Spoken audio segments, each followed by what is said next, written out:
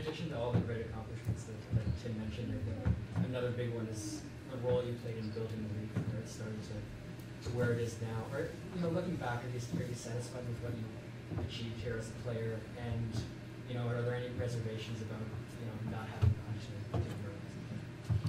Well, I don't think I'm the only one that helped build this league. I think there's a lot of great players that helped to build this league, but I appreciate your sentiments towards that. But I think when we look back and see how much this league has grown, it's amazing, and and it's continuing to get bigger and bigger, and more fans it's growing. I grew up here where like I said, there wasn't a lot of soccer, and there's a lot of people pulling its strings and really, really passionate about the sport and really trying to bring it to the forefront of sports. So, and as a kid growing up, I always wanted to be a professional soccer player. Being a professional, for one, was a dream come true. Everything, all of the stuff that Tim mentioned in terms of accolades was just a bonus towards that. And obviously, when you get one accolade, you want to continuously, build on that. And it's something that when I won my first championship and seeing my fans and my community and making my country proud to represent Canada, I think that opened my eyes to say, I want to win more. I want more people to be impacted and really have to shine a light in Canadian talent. Because I think one thing that we as Canadians, we're very passive sometimes when it comes to the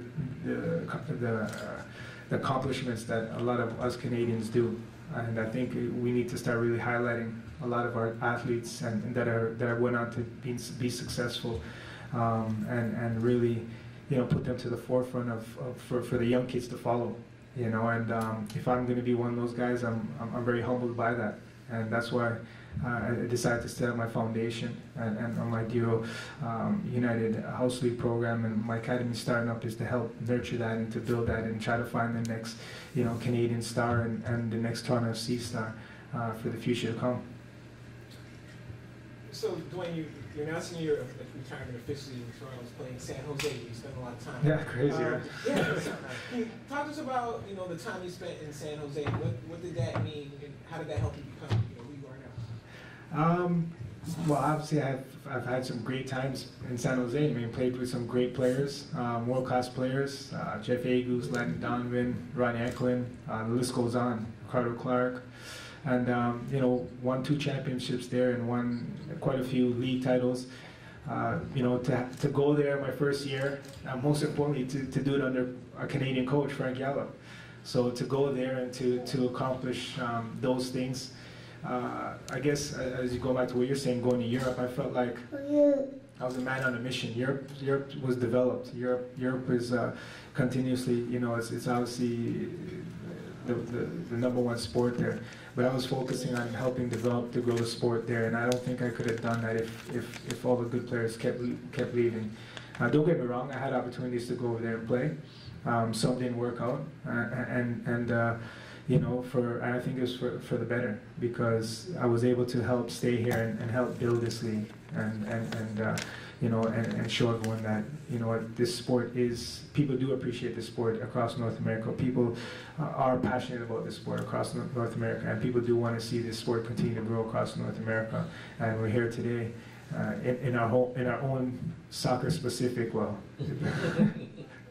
stadium that in my hometown. So I can't ask for more. Dwayne, is there any possibility of you helping out with the national team?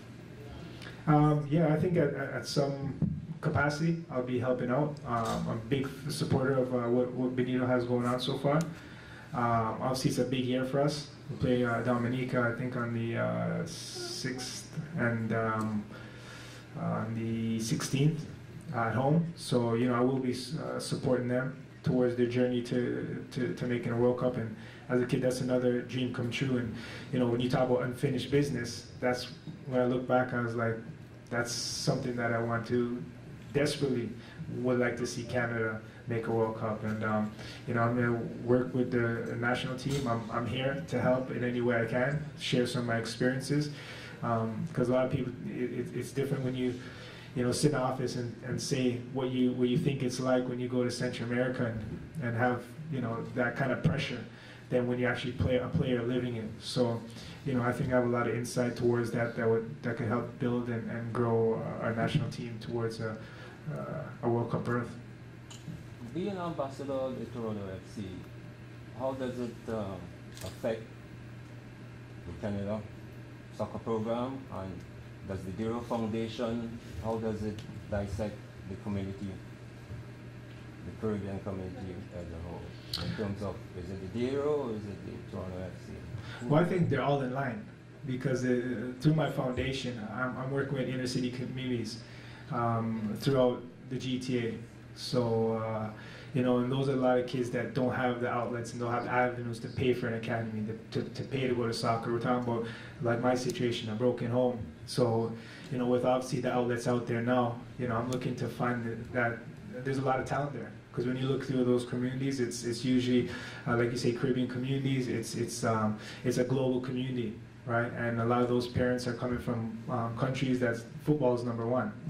So when you go into those communities, you see some unbelievable skill. You think I'm good. You should see some of those kids in those communities, but they just need the avenue and the outlet and the platform to showcase their talent. And that's obviously with working up with not only my foundation, Deer Foundation, but also with MLSE Works.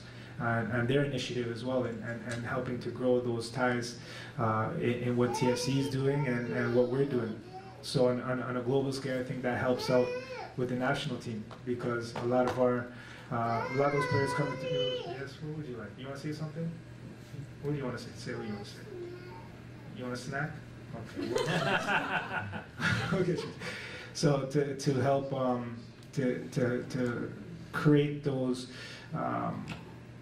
I guess connections of success, and that's what we're working towards to find the next talent, because I think that would be a great story, right? I think every kid growing up, they all have big dreams, and I just want to show them that me as a player, I care about those kids in those communities, because I was one of those kids, and if they could one day represent Canada, and I could sit back and say, I helped towards a hand in having that kid develop and grow, is a proud moment. And whether they be professional soccer players is the ultimate goal, but just better and confident citizens. We'll take one more and then. Okay. Go get a snack. That's it? Okay, thanks guys.